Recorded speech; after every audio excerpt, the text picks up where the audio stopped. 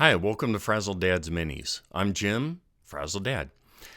In this episode, I'm going to talk about a really interesting journey I've had working through a ginormous pile of Ravaged Star minis that I've got.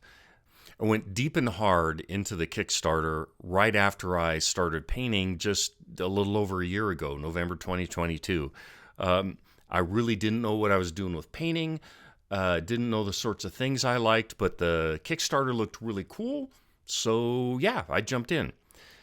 And what I've found as I've been working through those and as my own painting skill has improved, and as I'm kind of learning my way along the painting path and what interests me and what doesn't, come to find out I actually don't really like the pieces in this Kickstarter. Now, let me be really, really clear. It is very obvious that Mini Wargamer Dave and all of the folks behind the Ravaged Star Kickstarter love what they do. They're passionate about it. The pieces are actually really good quality. I've stopped looking for mold lines. I've stopped looking for imperfections. So I literally have to do minimal or no prep on any of the pieces. I just start priming and painting, which is freaking cool. Okay, but those folks have built the pieces with gamers in mind. And I'm not a gamer. I live by myself. Neither of my two dogs has opposable thumbs, so they can't play. I'm really not interested in getting into Warhammer or one-page rules or other things. I play games at home, but they're solo games and generally not of this type of thing. All right, so what I'm more interested in is finding things that are cool to paint, things that help me improve my painting skills, because boy howdy, I need to improve a lot. So I'm off in a different direction from where Ravaged Star is, and that's 100% okay. So this video is a bit about me walking y'all through how I worked through several different sets of pieces, what I learned along the way, and kind of where I'm going in the future. So I hope you find it interesting. Let's go on a little bit of a journey here. So to start off with, this was the first set of Ravaged Star stuff that I painted, Heralds of Strahnk. And this was interesting, playing off, learning a bit about the pieces and kind of roughly what color scheme I wanted. And very quickly I started to find that I was getting a little frustrated with these pieces based on where I was in my own painting journey. But so this is a bit of blending, a bit of layering, some highlighting, some edge highlighting. The face isn't great. I'm pretty proud of that Eye of Sauron-like thing there. But this was me learning a bit about what worked, what didn't, playing around with the paints that I had on hand, and trying some things like dry brushing along with layering. And then, I always love cloaks and cloth. But I was also finding that there's so much detail crammed into every last surface that these were a little frustrating. But this was a set of 3. This was the first piece or sets that I painted, and I was pretty happy with it. But it was a little frustrating. It took me a little while. Next up, a squad pack, because I wanted to get a little more familiar with doing things at scale. At scale, I mean in a batch. So this is the Valkyr. This is the Valkyr squad pack. And again, this was me working on painting in batches. I generally do batches of 3 or 4. And this was where I really started to get frustrated with how hard these were for me. That's me pointing at myself.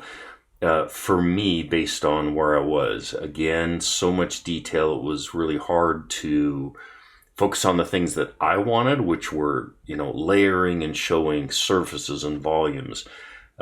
This was, so the robes were fun, right? But the armor and the things that I was hoping to do kind of like Space Marine look things, that was not working out well. There were things that gave me opportunity to do cool stuff, like this banner. That was a lot of fun to work with, a little bit of edge stitching, detailing, a little bit of freehand work here. It's kind of sloppy.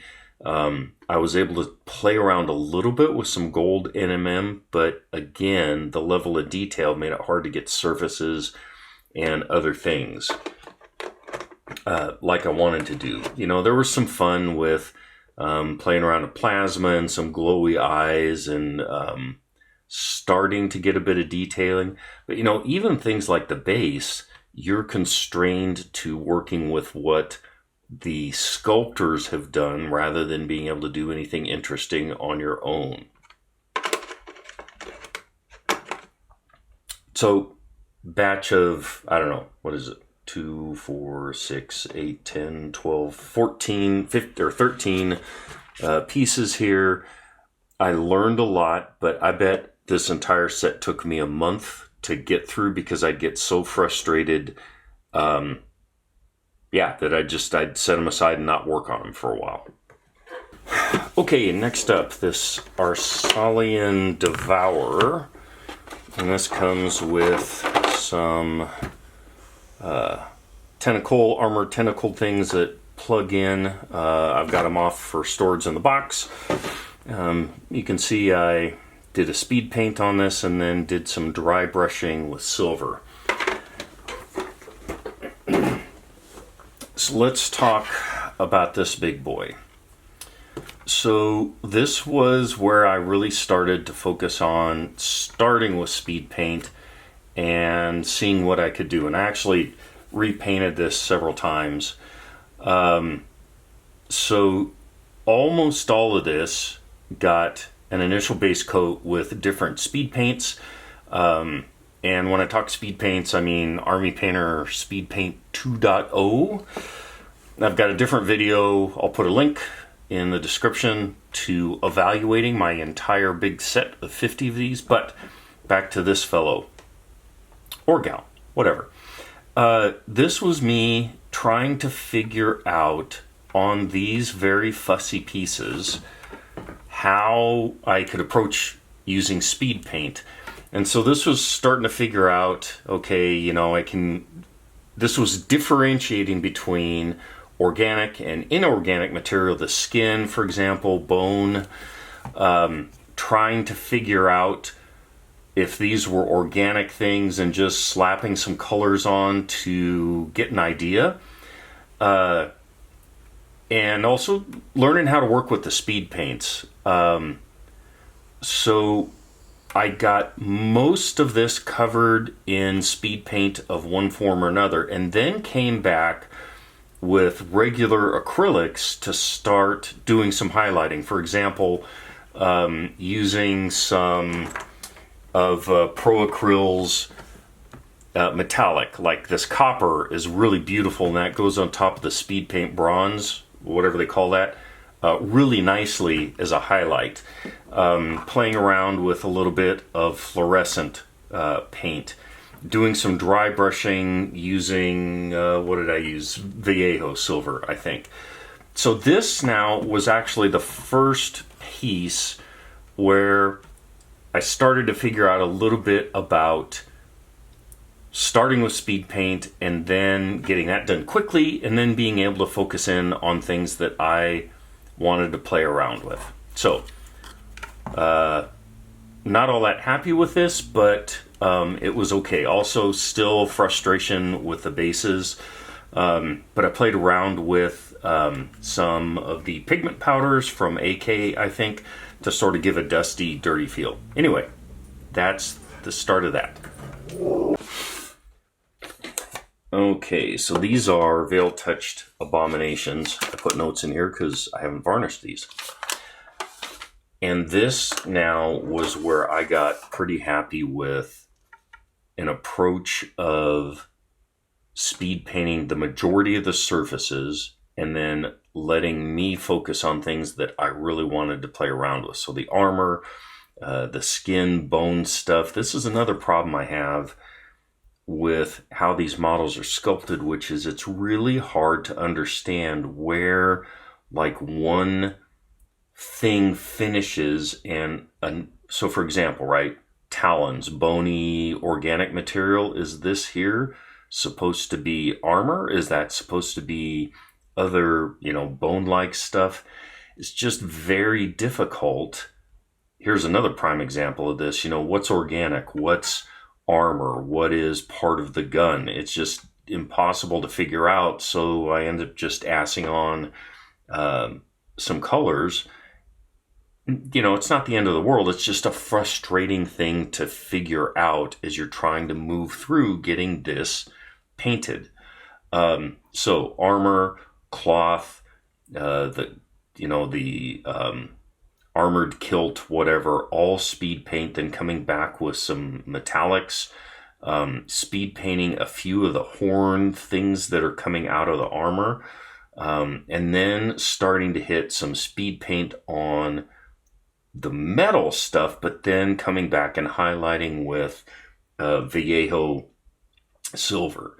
And then again, being able to figure out to spend my time with stuff I geek out on, which is things like weathering barrels and, picking out a few careful details. In this case, I think this is Signal Red from Vallejo. Can't remember. But this was really helpful in letting me figure out that balance of speed paint to other paints. Even the head, all of this is mostly speed paint, I believe. Maybe a bit of like Citadel Zandri dust mixed in with some other stuff for some highlighting there, but you kind of get the point, right? This is probably, I'm going to guess, 80% speed paint, 20% regular acrylics or, metals, whatever, non-speed paint stuff.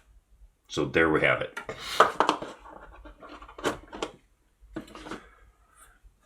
And then the current batch that I'm working on, which I'll show a little bit of painting later, this is where I'm at right now. Again, sort of that 80-20% mix.